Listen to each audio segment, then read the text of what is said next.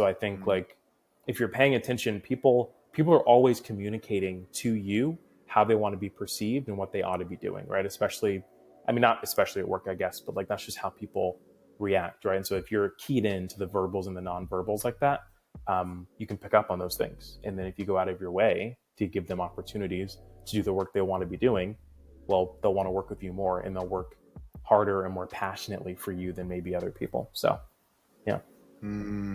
I like that. I like how seeing the values and seeing then how that plays out and providing opportunities for those values to shine.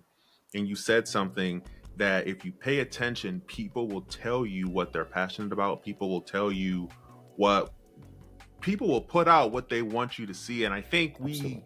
make the mistake of assuming that's only in social media Yeah. when it existed well before social media, right? That's why we call it putting our best foot forward. Go ahead, you about to Totally. say something. Well, I was gonna say in 9 times out of 10, Desmond, like it's non-verbal, it's subconscious. Like they may not even be intentionally telling you that I'm really excited about art directing, or I really want to do photography, right, or some other example that's specific to your industry. Like people will just you'll see their eyes light up, you'll see their shoulders move back, you'll see them lean in, maybe to the conversation. Like people are subconsciously always giving us signals, whether they are clued in or zoned out of like whatever interaction they're having.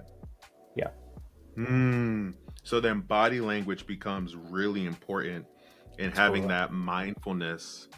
So you mentioned before we started, you mentioned how you kind of have a practice of really focusing in and having that one-on-one time with yourself.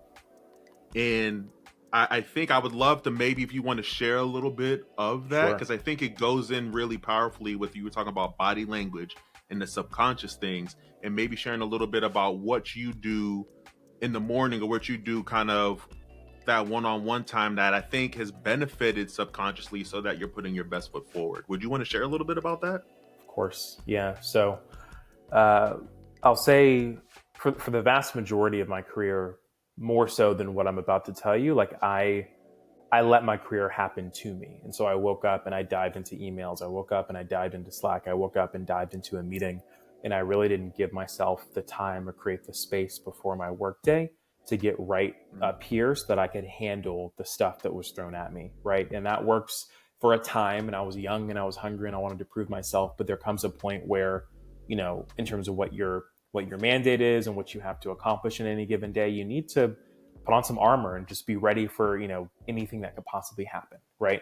And so I think there have been a couple times in my career where, because I didn't take the time beforehand to make sure that I was right or that I was dealing with stress in the right way, my body took me out of work and said, okay, you are now like, you're done, we're going to take you back, right? And so then you get a migraine, or like you can't work in the right way, or like you can't handle stress in the proper way, and you have to now, like, your body will take time back if you don't intentionally, arm yourself on a day in, day out basis in terms of that mindfulness. And so what I try to do now is, as often as I can, like it's not every day. I won't say that, I'm not one of these morning routine guys, but like I like to journal, and so I'll take out a little journal, say, I'll capture the moment. And so I just write down literally just like facts about where I am, where I'm sitting, what the weather's like outside, how I'm feeling, and just like take stock and take inventory of anything that may come up just in a few sentences, right? And then I'll try to think of 3 things I want to accomplish and 3 things I'm grateful for,